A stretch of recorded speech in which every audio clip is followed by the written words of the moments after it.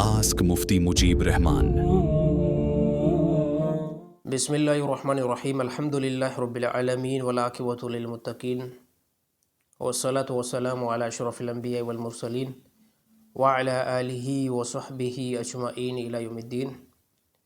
अॼु इंशाअल्लाह असां पंहिंजे मसाइल जो सेक्शन नंबर 29 रिकॉर्ड कंदासीं ऐं जेके मसाइल ईंदा आहिनि उनखे फ्राइडे जे बयान में असां अटैच कंदा आहियूं ऐं जेके मसाइल हया खां ख़िलाफ़ हूंदा आहिनि या उहे मसाइल मेंबर ते ॿुधण जहिड़ा न हूंदा आहिनि त उनखे पोइ असां स्टूडियो जे अंदरि यानी हिते रिकॉर्ड कंदा आहियूं। त सभ खां पहिरियां जेको नंबर मुंहिंजो ॾिनल आहे तमामु साथी इन नंबर ते ई मैसेज जी सूरत में जेको आहे पंहिंजो सुवालु मोकिलिनि यानी वॉइस न कनि त बहितर आहे, टेक्स्ट मैसेज में ई पंहिंजो सुवालु जेको आहे मां ॾे सेंड कनि ऐं इनशाअल्लाह असां उनखे ॾिसी करे उनजो जेको बि जवाबु हूंदो असां उहो जेको रिकॉर्ड करे ऐं पब्लिक ते उहो असां शो करे छॾींदासीं। त हाणे असां पंहिंजे सवाल जी तरफ़ हलूं था। सभ खां पहिरियां सवाल आहे त साईं, जेकॾहिं घरवारी हामला हुजे त उन सां केतिरे महीननि ताईं हमबिस्तरी करणु जाइज़ आहे? कुझु माण्हू चवनि था त 7, 8, 9 महीननि में घरवारी सां हमबिस्तरी करणु ग़लति आहे, उनजी वज़ाहत कयो।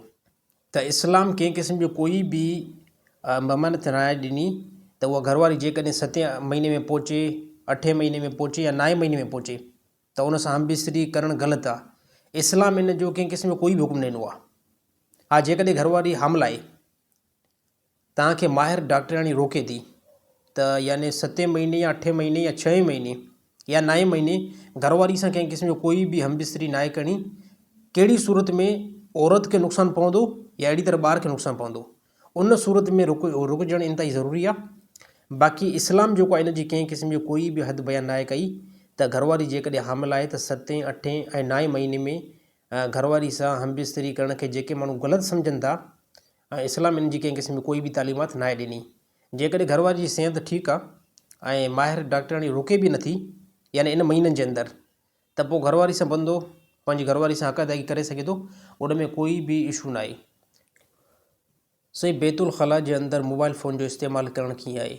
अच्छा, काफ़ी जेको आहे माण्हुनि में मर्ज़ बि अची वियो आहे त उहा पंहिंजी मोबाइल जेको आहे बैतुल ख़ला यानी बाथरूम जे अंदरि इस्तेमालु कनि था, त इहो तमामु वॾो कबी फ़ेल आहे, बुरो फ़ेल आहे। इन खां बचणु खपे, छाजे करे त उहा हिकु ख़बासत वारी जॻह आहे ऐं ख़बासत वारी जॻह ते जेतिरो ज़रूरत मुआफ़िक़ बंदो उते वञी करे पंहिंजी ज़रूरत पूरो करे ऐं इन खां बाद में फौरी तौरु निकिरे, छाजे करे त घणो टाइम रहण सां उतां ख़बासत या असरात पवंदा आहिनि। बैतुल ख़ला आहे यानी बाथरूम, उते जेकॾहिं बंदो वेही करे काफ़ी टाइम ताईं मोबाइल फ़ोन खे यूज़ थो करे त उहा ख़बासत वारी जॻह आहे यानी शयातीन जिन्नात वारी जॻह आहे, त उनजा बुरा असरात पवंदा।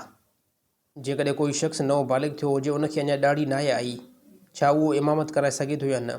ॾिसो था, हिकिड़ो बंदो नओं बालिग़ थियो आहे, उनखे ॾाढ़ी न आई आहे पर नमाज़ जा मसाइल ठीकु तरीक़े सां ॼाणे थो, त उहो नमाज़ पढ़ाए सघे थो, कंहिं क़िस्म जो कोई बि मसइलो न आहे।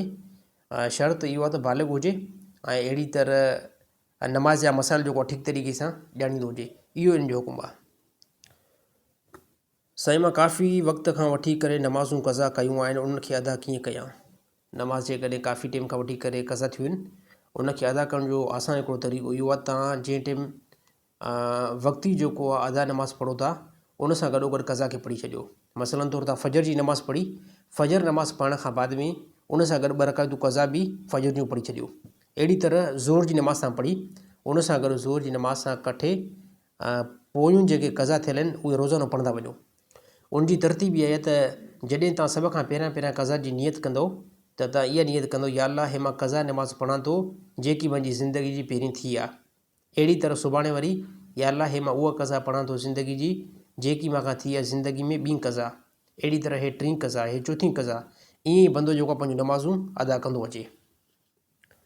अगरि ज़ाल मुड़ुस राति जो सोबत कनि ऐं औरत बग़ैर गुसुल यानी जनाबत जी हालत में मानी पचाए, छा उहा मानी हलाल हूंदी या न? मानी हलाल आहे, बिल्कुलु खाए पी सघे थो मर्द, बाक़ी आदाब खां ख़िलाफ़ु आहे। जेकॾहिं औरत जनाबत जी हालत में मानी पचाई आहे ऐं अहिड़ी तरह नाश्तो कयो आहे त उहो खाइणु बिल्कुलु हलाल आहे। हा, आदाब खां ख़िलाफ़ु वेंदो इहो कमु, बाक़ी उहा शइ खे हराम कोई बि नथो चई सघे। जनाबत जी हालत में औरत मानी खाई बि सघे थी, सुम्ही बि सघे थी आराम भी करे सघे थी, अहिड़ी तरह इहो हुकुम मर्द लाइ बि इहो ई आहे त जनाबती हालत में मर्द जेको सुम्ही बि सघे थो, खाई बि सघे थो ऐं पी बि सघे थो। बाक़ी जनाबती हालत में घणो टाइम रहणु हे इंतिहाई कबीर जेको आहे फेल आहे। अच्छा, हिकिड़ी जेको ख़बर मां तमामु साथियुनि खे ॾियणु चाहियां थो त मुंहिंजे नाले सां काफ़ी जेको अकाउंट ठहियल आहिनि, मौलाना मुजीब रहमान, मुफ्ती मुजीब रहमान, यानी मुंहिंजे नाले सां काफ़ी अकाउंट हलनि था। जेके बि साथी कमु कनि था, अल्लाह ताला उनखे जज़ाए ख़ैर ॾे, ऐं जेके बयान अपलोड कनि था या जेके क्लिपूं सेट करे रखनि था, उहो क़ाबिल एतिराम आहिनि असांजे लाइ। बाक़ी मां उन्हनि जो ज़िम्मेदार बिल्कुलु न आहियां। उतां जेकॾहिं कंहिं क़िस्म जी काई तव्हांजे पोस्ट अची वई, का लिंक अची वई या अहिड़ो को मैसेज अची वियो, छाजे करे त इहे अकाउंट मुंहिंजे कंट्रोल में न आहिनि। मुंहिंजे कंट्रोल में मुंहिंजा ऑफिशियल जेको अकाउंट आहिनि उन जा फॉलोअर्स तमामु जेको आहे अकाउंटनि खां मथे आहिनि, त उहो जेको आहे मां मैंशन बि करे छॾींदुमि त मुंहिंजो असुली जेको अकाउंट आहे उहो मां मैंशन तव्हां यादो करे छॾियो आहे।